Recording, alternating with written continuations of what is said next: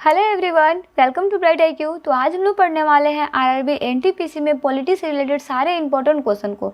आज का क्वेश्चन जो है वो आपका जनगणना और संविधान से रिलेटेड सारे क्वेश्चन को इसमें कवर अप किया गया, जो आपके प्रीवियस ईयर्स में पूछे गए। साथ ही साथ उसे जितने भी इंपॉर्टेंट क्वेश्चन बन सकते हैं उन सारे को हम लोग इसमें स्टडी करने वाले हैं, जो आपके हूबहू एग्जाम में मैच कर सकते हैं। चलिए हम लोग फर्स्ट क्वेश्चन से स्टार्ट करते हैं, क्योंकि इससे पहले के पार्ट में हम लोग 20 तक क्वेश्चन को पढ़ चुके हैं, इसलिए हम लोग 21 क्वेश्चन से स्टार्ट करते हैं, जो है आपका कि when did Annie Besant become the president of the Indian national Congress, यानी एनी बेसेंट भारतीय राष्ट्रीय कांग्रेस की अध्यक्ष कब बनी। तो जी हाँ, वो समय आपका जो था वो आपका समय था 1917 का। 1917 में जो है वो आपका एनी बेसेंट भारतीय राष्ट्रीय कांग्रेस की अध्यक्ष बनी थी।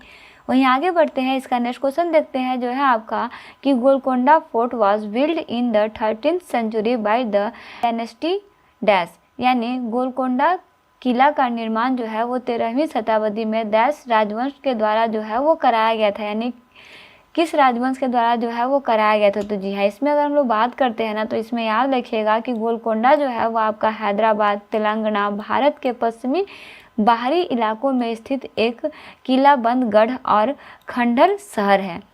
इस किले का निर्माण जो है वो आपका मूल रूप से 11वीं शताब्दी में काकतीय शासक, जो कि आपका यहाँ पे दिया हुआ है, आपका करेक्ट आंसर क्या हो जाएगा, काकतीय हो जाएगा ना। तो काकतीय शासक प्रताप रुद्र ने मिट्टी की दीवारों से कराया था। तो जी हाँ, शासक का नाम क्या था, प्रताप रुद्र था। कब, किस शताब्दी में, 11वीं शताब्दी में कराया गया था। काकतीय शासक प्रताप रुद्र ने कराई थी। किससे करवाई थी, तो वो है आपका मिट्टी की दीवारों से कराया गया था ना, याद रखिएगा। ये सारा टॉपिक जो है वो आपका एग्जाम पॉइंट ऑफ व्यू से बहुत ही इंपॉर्टेंट है। वैसे इसका करेक्ट आंसर जो है वो आपका काकतीय ऑप्शन ए हो जाएगा ना। चलिए आगे बढ़ते हैं, इसका नेक्स्ट क्वेश्चन देखते हैं, जो है आपका कि which of the following was founded by Jyotiba Phule, यानी निम्नलिखित में से किसकी स्थापना ज्योतिबा फुले ने की थी। तो जी हाँ, अगर ज्योतिबा फुले की स्थापना की बात करते हैं तो वो है आपका सत्य शोधक समाज। सत्य शोधक समाज की स्थापना जो है वो आपका ज्योतिबा फुले के द्वारा कराई गई थी। कब कराई गई थी, तो जी हाँ, ये आपका 1873 में कराई गई थी, याद रखिएगा। वहीं आगे बढ़ते हैं, इसका नेक्स्ट क्वेश्चन है आपके पास, the northern part of the west coast is known as, यानी पश्चिमी तट के उत्तरी भाग को जाना जाता है। बताइए किस नाम से जाना जाता है। तो जी हाँ, याद रखिएगा कि इसका करेक्ट आंसर जो है वो आपका हो जाएगा कोंकण कोस्ट। कोंकण कोस्ट के नाम से इसे जाना जाता है ना। चलिए आगे बढ़ते हैं, इसका नेक्स्ट क्वेश्चन देखते हैं, जो है आपका कि हु लीड द बारडोली सत्याग्रह 1928, यानी बारडोली सत्याग्रह 1928 का नेतृत्व किसने किया। तो जी हाँ, इसमें आप याद रखिएगा कि इसका नेतृत्व करने वाले जो व्यक्ति थे वो आपके वल्लभ भाई पटेल थे। वल्लभ भाई पटेल के द्वारा जो है इसका नेतृत्व कराया गया था 1928 में। ठीक है, इसका नेक्स्ट क्वेश्चन देखते हैं, जो है आपका according to the 2011 census which state of the India is such where the number of women is more than man, यानी 2011 की जनगणना के अनुसार भारत का कौन सा प्रदेश ऐसा है जहां स्त्रियों की संख्या जो है वो पुरुषों से अधिक थी। तो जी हाँ, अगर उस जनसंख्या की बात करते हैं तो वो था आपका केरला। केरला एक ऐसा प्रदेश था जहाँ की स्त्रियों की जनसंख्या जो है वो पुरुषों से अधिक थी ना।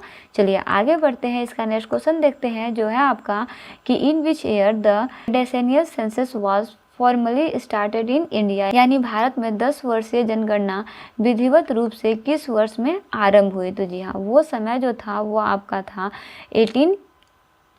1881 का समय जो था, उस टाइम में जनगणना जो भारत में कराई गई थी वो आपका विधिवत रूप से हुई थी। हालांकि स्टार्ट कब हुआ था, तो हालांकि स्टार्ट जो वो आपका हुआ था ना वो 1872 में हुआ था, याद रखिएगा जनगणना, लेकिन ये सफलतापूर्वक नहीं हुआ था। सफलतापूर्वक कब हुआ था, तो वो समय आपका था 1881 का ना। तो चलिए यहाँ पे आपका A to Z जो है वो आपका लिखा हुआ भी दिया हुआ है कि फर्स्ट सेंसस जो है वो आपका 1872 में कराया गया था, जिस समय गवर्नर जनरल जो थे वो आपके मायो थे। वहीं अगर हम लोग इसमें बात करते हैं तो ये जनगणना जो है वो किसी कारणवश फेल हो गया था, इसलिए ये आपका कंप्लीट जनगणना नहीं हो पाया था। वहीं अगर हम लोग फर्स्ट कंप्लीट जनगणना की बात करते हैं तो वो समय जो था वो आपका था 17 फरवरी 1881। 17 फरवरी 1881 को जो है वो आपका सेंसस हुआ था, जो आपका सफलतापूर्वक कराया गया था। और उस समय के गवर्नर जनरल जो थे वो आपके रिपन थे, यानी रिपन के काल में जो है वो आपका पहली बार जनगणना 17 फरवरी जनवरी 1881 को सफलतापूर्वक कराई गई थी। हालांकि अगर जनगणना की बात की जाए तो वो आपका पहला स्टार्टर डेट जो था वो आपका 1872 था, सफलतापूर्वक कराई जाए तो वो आपका डेट 1881 था। इसे आप याद रखिएगा। दोनों का गवर्नर भी याद रखिएगा कि जिस समय सफलतापूर्वक नहीं हुआ था वो आपके मायो थे, जब सफलतापूर्वक हुआ था उस टाइम आपके रिपन थे ना। चलिए आगे बढ़ते हैं। इसका नेक्स्ट क्वेश्चन देखते हैं जो है आपका कि which is the list populated district in India, यानी भारत में न्यूनतम जनसंख्या वाला जिला कौन सा है। तो जी हाँ, अगर हम लोग न्यूनतम जनसंख्या वाला जिला की बात करते हैं तो वो आपका हो जाएगा दिबांग घाटी। दिबांग घाटी जो है वो आपका न्यूनतम जनसंख्या वाला एक जिला है ना।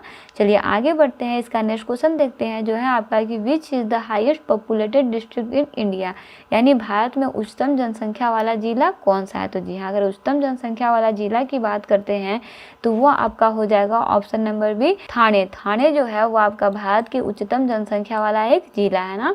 चलिए आगे बढ़ते हैं। इसका नेक्स्ट क्वेश्चन देखते हैं जो है आपका कि according to the 2011 census of India which of the following states has the minimum gap between male and female literacy rate in India, यानी भारत की 2011 जनगणना के अनुसार भारत में पुरुष और महिला साक्षरता दर में न्यूनतम अंतर निम्नलिखित में से कौन से राज्य में है। तो जी हाँ, अगर हम लोग यहाँ पे गैप की बात करते हैं तो वो आपका था केरला का। केरला का गैप जो था वो साक्षरता दर पुरुषों तथा महिलाओं में न्यूनतम अंतर देखने को मिलता है ना। चलिए आगे बढ़ते हैं। इसका नेक्स्ट क्वेश्चन देखते हैं जो है आपका कि according to the 2011 census of India which of the following state has the maximum gap between male and female literacy rate in India. Just question इसका अपोजिट दिया हुआ है। वहाँ पे हमसे पूछा गया था कि भारत की 2011 जनगणना के अनुसार भारत में पुरुषों एवं महिलाओं की साक्षरता दर में न्यूनतम अंतर कितना है, और इसमें है कि अधिकतम अंतर कितना है, यानी अधिकतम अंतर वाला राज्य जो है वो कौन सा है। तो जी हाँ, अधिकतम अंतर वाला जो राज्य है ना वो आपका राज्य है राजस्थान। राजस्थान का लिटरेसी रेट जो है वो काफ़ी अलग होता है। देखिए हम लोग एक लाइन से लिटरेसी रेट के बारे में स्टडी कर लेते हैं क्योंकि इससे बाहर आपका कोई भी क्वेश्चन जो है वो लिटरेसी से नहीं आएगा। देखिए अगर हम लोग overall literacy rate of India की बात करते हैं तो वो आपका 74.04% है। वही मेल लिटरेसी रेट की बात करते हैं, ये ओवरऑल इंडिया का है ना, तो वो आपका 82.14% है। वहीं female literacy rate all over India में 65.46% है। वहीं हाईएस्ट लिटरेसी रेट की बात करते हैं स्टेट वाइज तो सबसे हाईएस्ट लिटरेसी रेट जो है वो आपका केरला का है 93.91%। सेकेंड नंबर पे आपका लक्षद्वीप आता है जो आपका 92.28% है। और अगर मिजोरम की बात करते हैं तो ये आपका 91.58% है ना। तो इस तरह से हम लोग 3 राज्य जो है वो देखे हैं जिसका हाईएस्ट लिटरेसी रेट है। अगर वहीं लोएस्ट लिटरेसी रेट की बात करते हैं स्टेट वाइज तो वो आपका नंबर 1 पे आता है बिहार। बिहार की लिटरेसी रेट जो है वो आपका 63.82% है। हम लोग रहते हैं झारखंड में। अगर झारखंड की लिटरेसी रेट की बात करते हैं तो यहाँ का लिटरेसी रेट जो है वो 66 पॉइंट समथिंग कुछ है ना, याद रखिएगा। चलिए वहीं अगर हम अरुणाचल प्रदेश की बात करते हैं तो अरुणाचल प्रदेश का लिटरेसी रेट जो है वो आपका 95% है। राजस्थान का लिटरेसी रेट 67.06% है। और आपका मोस्ट लिटरेट डिस्ट्रिक्ट जो है वो आपका सेरचिप है। सेरचिप जो कि आपका मिजोरम में पाया जाता है। एक इकलौता डिस्ट्रिक्ट है जो आपको जिसका लिटरेट रेट जो है वो ऑल ओवर इंडिया में सबसे हाईएस्ट है। वहीं लीस्ट यानी सबसे कम लिटरेट डिस्ट्रिक्ट की बात करते हैं तो वो आपका अलीराजपुर है जो आपका एमपी में पड़ता है। ये एक ऐसा डिस्ट्रिक्ट है ऑल ओवर इंडिया में जिसका लिटरेट रेट जो है वो सबसे कम है ना, याद रखिएगा। तो चलिए आगे बढ़ते हैं। इसका नेक्स्ट क्वेश्चन देखते हैं जो है आपका कि according to the 2011 census the highest literacy rate in Kerala followed by, यानी 2011 की जनगणना के अनुसार सर्वाधिक साक्षरता केरल में है जिसके बाद स्थान आता है। बताइए किसका स्थान आता है। तो जी हाँ, केरला के बाद सेकेंड नंबर में जो है ये ऑप्शन के अकॉर्डिंग मिजोरम का आता है ना, याद रखिएगा। वहीं आगे बढ़ते हैं। इसका नेक्स्ट क्वेश्चन देखते हैं जो है आपका कि when was the first census of India started.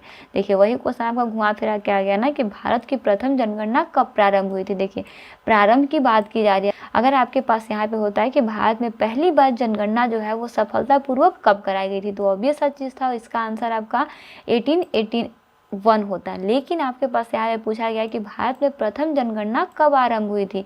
आरंभ होने की बात करी जाए तो वो आपका समय था 1872 का। 1872 में जो है वो जनगणना प्रारंभ हुई थी। सफलतापूर्वक 1881 में कराई गई थी। प्रारंभ 1800 में हुई थी, मायो के शासनकाल में हुई थी, और 1881 में सफलतापूर्वक कराई गई थी। उस समय के शासक यानी गवर्नर जनरल जो थे वो आपके रिपन थे। चलिए आगे बढ़ते हैं। इसका नेक्स्ट क्वेश्चन देखते हैं जो है आपका कि which is the least populated state in India, यानी भारत में सबसे कम जनसंख्या वाला राज्य कौन सा है। तो जी हाँ, सबसे कम जनसंख्या वाला राज्य की बात करते हैं ना तो वो आपका सिक्किम है। सिक्किम जो है इसका जनसंख्या सबसे कम है ना। टोटल जनसंख्या यहाँ का कितना है तो वो है आपका 6,07,688 ना। यह आपका 2011 के सेंसस के अनुसार बताया गया है ना, याद रखिएगा। वहीं सिक्किम का एक इम्पोर्टेंट टॉपिक आपको इसमें याद रखना बहुत ज़्यादा इम्पोर्टेंट है कि सिक्किम जो है ना, सिक्किम का बॉर्डर जो है ना वो इंडिया के सिर्फ एक स्टेट से शेयर करता है। आप बोल सकते हो कि एक स्टेट को ही छूता है, वो है आपका वेस्ट बंगाल। यानी सिक्किम एक ऐसा जगह है जो कि हमारे इंडिया के सिर्फ एक स्टेट से टच करता है, जो है आपका वेस्ट बंगाल। वहीं सिक्किम एक ऐसा जगह है जो आपका टोटल 3 कंट्री को टच करता है, जो आपका नेपाल, भूटान और चाइना है। यानी सिक्किम का बॉर्डर जो है वो आपके 3 कंट्री को टच करते हैं, नेपाल, भूटान और चाइना। याद रखिएगा कि सिक्किम जो है वो आपका इकलौता एक ऐसा राज्य है जो कि आपका 3 कंट्री को टच करता है। यानी इसका बॉर्डर जो है वो टोटल 3 कंट्री को टच करता है। और अगर स्टेट की बात करें तो ये सिर्फ एक स्टेट को ही इसका बॉर्डर जो है वो टच करता है ना, वो है आपका वेस्ट बंगाल। राज्य कंट्री कौन कौन से है तो कंट्री आपके नेपाल, भूटान और चाइना है। चलिए आगे बढ़ते हैं। इसका लास्ट क्वेश्चन देखते हैं जो है आपका कि which is the highest populated state in India. माफ़ कीजिएगा, ये 10 गलती से आ गया है ना। तो जी हाँ, अगर इसमें हम लोग देखते हैं तो भारत में सबसे उच्चतम जनसंख्या वाला राज्य कौन सा है। तो जी हाँ, भारत का सबसे उच्चतम जनसंख्या वाला राज्य जो है वो आपका राजस्थान है। तो इस तरह से बेसिकली हम लोग आरआरबी एनटीपीसी के अंदर पॉलिटी से रिलेटेड टोटल 35 क्वेश्चन को सॉल्व कर चुके हैं। ये सारा क्वेश्चन जो है आपका एग्जाम पॉइंट ऑफ व्यू से बहुत ही इंपॉर्टेंट है। इस तरह के क्वेश्चन जो है आपके एग्जाम में बहुत बार रिपीट किए गए हैं। साथ ही साथ कुछ क्वेश्चन ऐसे भी है जो अभी तक आपके एग्जाम में नहीं पूछे गए, लेकिन 100% चांस है कि आपके पूछे जा सकते हैं। सारे क्वेश्चन का PDF जो है मैं आपको टेलीग्राम चैनल पे दे दूंगी। टेलीग्राम चैनल को अगर अभी तक आपने ज्वाइन नहीं किया तो लिंक डिस्क्रिप्शन बॉक्स में दिया हुआ है, वहाँ से आकर आप टेलीग्राम चैनल को ज्वाइन कीजिए और जितना हो सके उतना PDF को स्टडी करने का कोशिश कीजिए। ये सारा PDF आपके एग्जाम पॉइंट ऑफ व्यू से बहुत ही इंपॉर्टेंट है। ये सारा क्वेश्चन जो है वो आपका सिर्फ NTPC के ही नहीं बल्कि अब आरआरबी के जितने भी एग्जाम की तैयारी करें सारे एग्जाम के पॉइंट ऑफ व्यू से ये सारा क्वेश्चन जो है आपका बहुत ज़्यादा हेल्पफुल है। पॉलिटी से भी हम लोग बहुत सारे क्वेश्चन को स्टडी कर चुके हैं। ये सारा क्वेश्चन आपका एग्जाम पॉइंट ऑफ व्यू से बहुत ही इंपॉर्टेंट है। मिलते हैं नेक्स्ट वीडियो में एक इंपॉर्टेंट पार्ट, एक इंपॉर्टेंट टॉपिक के साथ। Thanks for watching, like share and subscribe bright IQ।